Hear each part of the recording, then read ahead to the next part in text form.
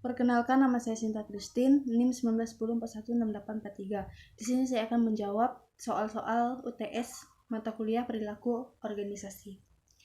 Soal pertama, jelaskan apa yang dimaksud dengan perilaku organisasi. Perilaku organisasi merupakan satu bidang studi ilmu terapan yang mengkaji hubungan antar manusia dalam organisasi, baik manusia sebagai individu maupun sebagai anggota kelompok, serta hubungan antara manusia dan organisasi. 2. Jelaskan pengertian perilaku organisasi menurut para ahli. Pertama, menurut Robbins dan Jutge 2008, yaitu perilaku organisasi adalah bidang studi yang menyelidiki pengaruh yang dimiliki oleh individu, kelompok, dan struktur terhadap perilaku dalam organisasi yang bertujuan menerapkan ilmu pengetahuan guna meningkatkan keefektivitas suatu organisasi. Yang kedua, Toha 2014 mengemukakan perilaku organisasi adalah suatu studi yang menyangkut aspek-aspek tingkah laku manusia dalam suatu organisasi atau suatu kelompok tertentu. Yang ketiga, Handoko 2000 mengatakan perilaku organisasi atau organization behavior pada hakikatnya mendasarkan kajiannya pada ilmu perilaku itu sendiri atau akar ilmu psikologi yang dikembangkan dengan pusat perhatiannya pada tingkah laku manusia dalam organisasi. Yang keempat, Mullins 2005 mengatakan perilaku organisasi sebagai studi dan pemahaman tentang perilaku individu dan kelompok pada pola struktur untuk membantu meningkatkan kinerja dan efektivitas organisasi. Yang kelima, George dan Jones 2002 mengatakan perilaku organisasi adalah sebagai suatu studi tentang berbagai faktor yang mempengaruhi tindakan individu dan kelompok dalam organisasi, serta bagaimana organisasi mengelola lingkungannya. Yang keenam, Gordon 2002 mengatakan bahwa perilaku organisasi adalah konsep-konsep dan teori-teori yang dapat membantu orang memahami, menganalisis, dan menjelaskan perilaku dalam organisasi. Yang ketujuh, Greenberg dan Baron 2003 mengatakan bahwa perilaku organisasi merupakan bidang bersifat multidisiplin yang membahas perilaku organisasi sebagai proses individu, kelompok, dan organisasional. Soal yang ketiga, sebutkan dan jelaskan tujuan mempelajari perilaku organisasi. Tujuan mempelajari perilaku organisasi bagi para manajer yang diberi mandat oleh para pemilik organisasi yaitu mendeskripsikan, menjelaskan, dan memprediksi serta mengendalikan perilaku manusia dalam organisasi agar tujuan didirikannya organisasi dan tujuan orang-orang yang terlibat di dalamnya bisa tercapai secara optimal. Soal yang keempat, terdapat beberapa bidang ilmu yang ikut memberikan kontribusinya dalam pengembangan ilmu perilaku organisasi. Sebutkan dan jelaskan bidang-bidang ilmu dimaksud. Mengapa bidang ilmu tersebut berkontribusi terhadap perilaku organisasi? 1. Psikologi, yaitu ilmu psikologi memberikan sumbangan terhadap perilaku organisasi terutama dalam hal pemahaman tentang perilaku individu dalam organisasi. Yang kedua, sosiologi, yaitu ilmu sosiologi membahas tentang sistem sosialisasi dan interaksi manusia dalam suatu sistem sosial. Ketiga, antropologi, yaitu ilmu antropologi mempelajari tentang interaksi antara manusia dan lingkungannya. Manusia hidup dalam kelompok dan memiliki kebiasaan-kebiasaan dan nilai-nilai yang dianutnya, yang disebut dengan kultur atau budaya, mempengaruhi pola pikir dan perilaku anggota organisasi. Soal yang kelima, mengapa perilaku organisasi penting dipelajari oleh mahasiswa manajemen? Apakah perilaku organisasi juga perlu dipelajari oleh manajer sumber daya manusia di suatu perusahaan? Kenapa? Jawabannya, memahami perilaku yang terjadi dalam organisasi. Tujuan pertama mempelajari perilaku organisasi adalah untuk dapat memahami dan menjelaskan kejadian-kejadian yang terjadi dalam organisasi.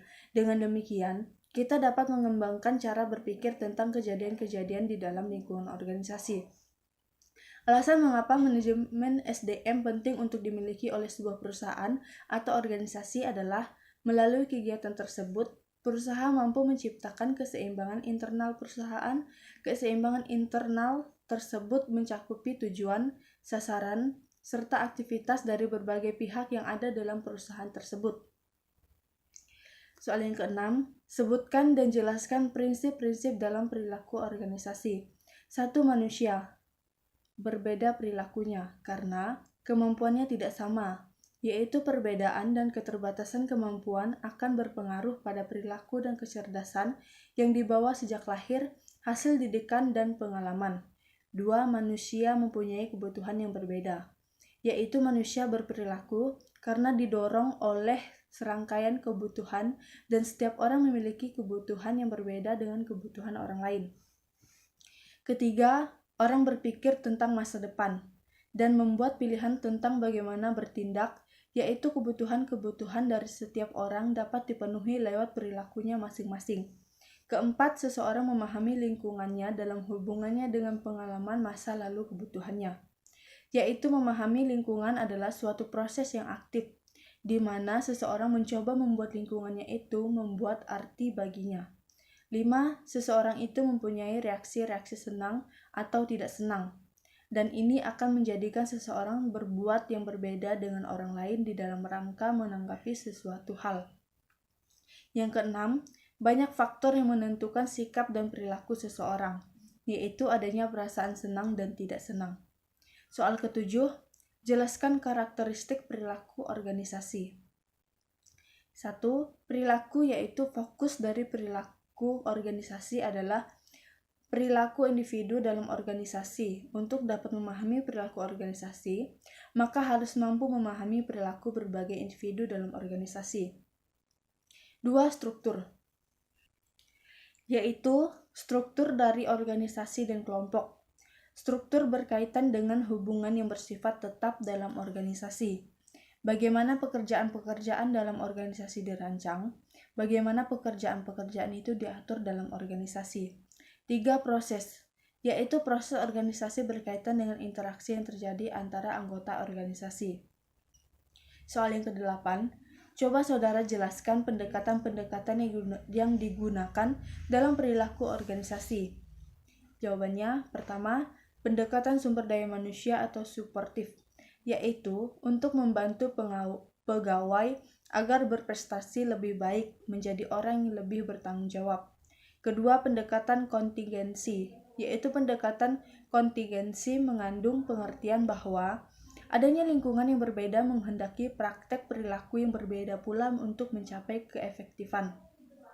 Yang ketiga, pendekatan produktivitas, yaitu pendekatan produktivitas sebagai ukuran seberapa efisien suatu organisasi dapat menghasilkan keluaran yang diinginkan. Yang keempat, pendekatan sistem, terutama diterapkan dalam sistem sosial, di mana di dalamnya terdapat seperangkat hubungan manusia yang rumit yang berinteraksi dalam berbagai banyak cara. Soal yang ke-9, apa yang Anda ketahui tentang perilaku individu dan nilai-nilai? Perilaku individu adalah cikal bakal dari perilaku organisasi. Perilaku organisasi merupakan gabungan atau totalitas dari perilaku individu-individu dan nilai dan lain-lain yang ada di dalam organisasi.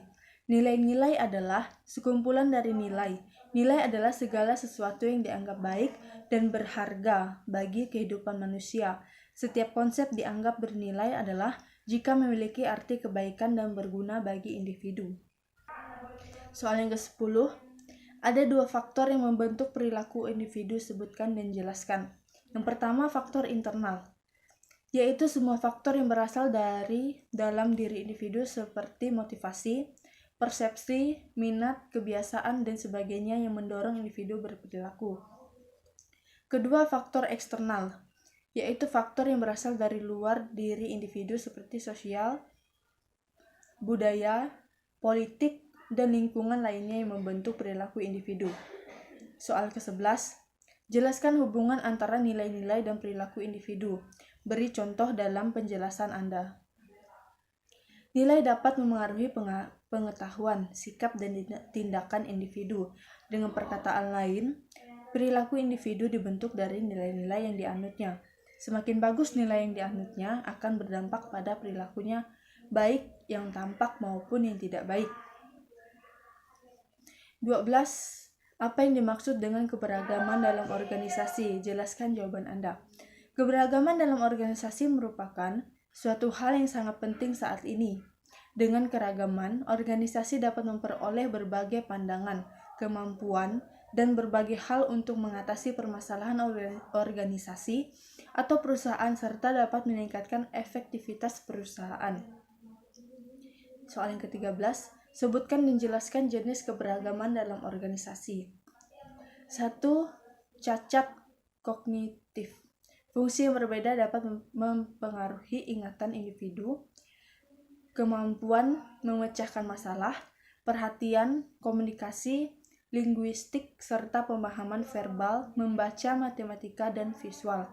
Kedua, kemampuan fisik dan cacat tubuh mempekerjakan individu dengan berbagai disabilitas, dan pengalaman tidak hanya akan membantu tim Anda membangun lingkungan yang lebih beragam dan inklusif, tetapi juga membawa perspektif dan ide unik untuk membantu perusahaan Anda menjangkau pasar pelanggan dan klien yang lebih luas.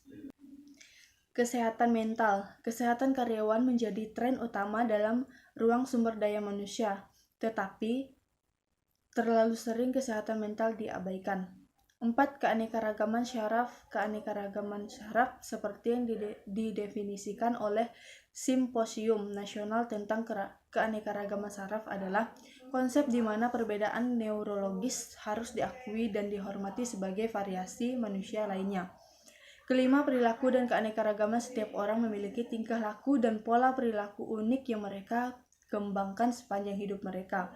Perilaku seperti itu adalah hasil dari asuhan individu, keluarga, teman, budaya, dan lain-lain. 6. Perilaku dan gaya berpikir. Berbagai pribadi dan gaya berpikir yang berbeda di tempat kerja dapat membawa situasi stres dan kreativitas yang unggul.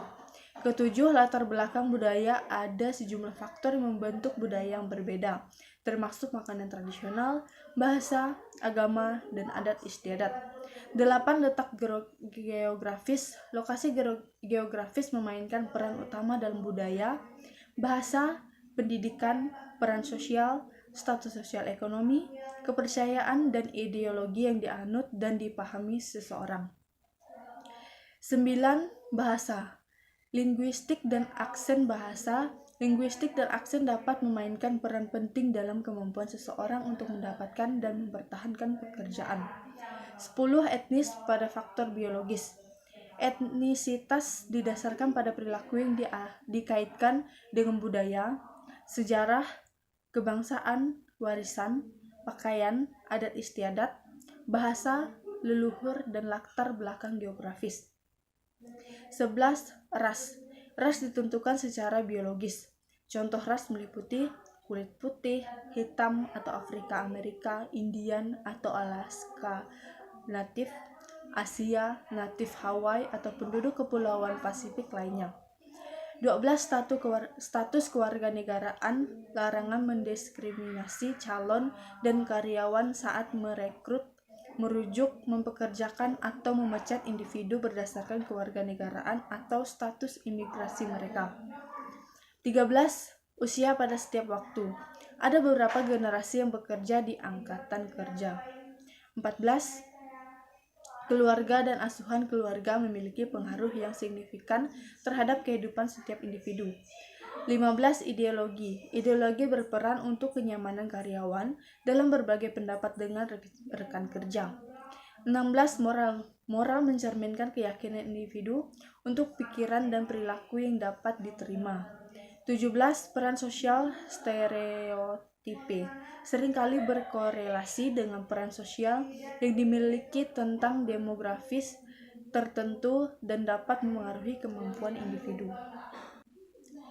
Identitas gender. Peran gender sebagai konstruksi sosial yang bervariasi menurut budaya yang berbeda dan ditetapkan pada individu saat lahir berdasarkan jenis kelamin biologis mereka. 19. Ekspresi gender. orientasi gender yang mungkin berbeda dari jenis kelamin atau identitas gender individu mengacu pada penampilan luar identitas gender individu. 20. Seks tidak seperti identitas gender dan ekspresi gender. Seks mengacu pada perbedaan biologis dan genetik antara tubuh pria dan wanita. 21. Orientasi seksual. Orientasi seksual juga berbeda dengan identitas gender, ekspresi gender, dan seks biologis. 22. Pendidikan sangat bervariasi menurut lokasi, sekolah, dan guru, dan dapat sangat dipengaruhi oleh undang-undang dan peraturan. 23. Pendapatan penghasilan memainkan peran utama dalam kehidupan setiap individu sejak lahir dan selama mereka dibesarkan. Karir profesional hingga pensiun. 24. Status sosial ekonomi. Status sosial ekonomi merupakan ukuran dan kategorisasi orang berdasarkan pendidikan, pendapatan, dan pekerjaan mereka. 25. Pengalaman hidup. Pengalaman hidup mencakup semua kejadian unik, pendidikan, militer, pribadi, dan publik yang dialami seseorang sepanjang hidupnya. 26. Hak istimewa.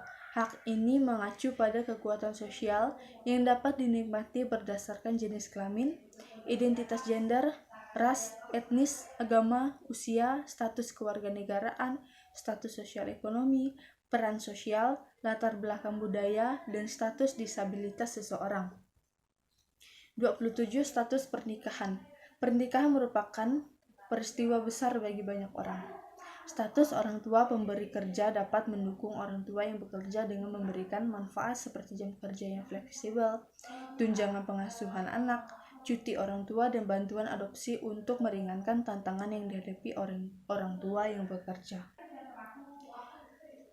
29. Pengalaman militer. Para veteran menawarkan banyak keterampilan, pengetahuan, dan pengalaman, menjadikan mereka dapat berkontribusi luar biasa untuk berperan dalam berbagai perusahaan. 30. Latar belakang kriminal. Terserah pada pemberi kerja untuk memutuskan apakah mereka tidak peduli akan masa lalu seseorang, sejauh mereka dapat unggul dalam karir yang bermanfaat di masa depan. 31. Keyakinan politik. Terdapat banyak perbedaan pendapat tentang bagaimana dan kapan politik diperbolehkan di tempat kerja. 32. Keyakinan agama dan spiritual. Terlepas dari apakah orang mendiskusikan afiliasi agama mereka di tempat kerja atau tidak. Penting untuk menciptakan tempat kerja yang memahami dan menerima kepercayaan setiap orang, meskipun mereka berbeda satu sama lain. 33. Pengalaman sebelumnya. Setiap kali seseorang karyawan berpindah peran ke industri atau perusahaan baru, mereka membawa pengalaman kerja dan keterampilan mereka sebelumnya. 34. Keterampilan. Keterampilan adalah jenis keragaman yang kurang jelas, tetapi sangat penting untuk proses perekrutan, beruntung pada sejarah profesional mereka. 14. Soal yang ke-14. Sebutkan tugas-tugas yang sudah Anda kerjakan sebelum UTS perilaku organisasi. Jawabannya, pertama, membuat video record ringkasan bab 1 pada buku perilaku organisasi. Kedua, membuat video record ringkasan bab 2 pada buku organisasi. Membuat video record ringkasan bab 3 pada buku perilaku organisasi. Dan keempat, membuat video record ringkasan bab 4 pada buku perilaku organisasi. Sekian jawaban UTS dari saya ucapkan terima kasih.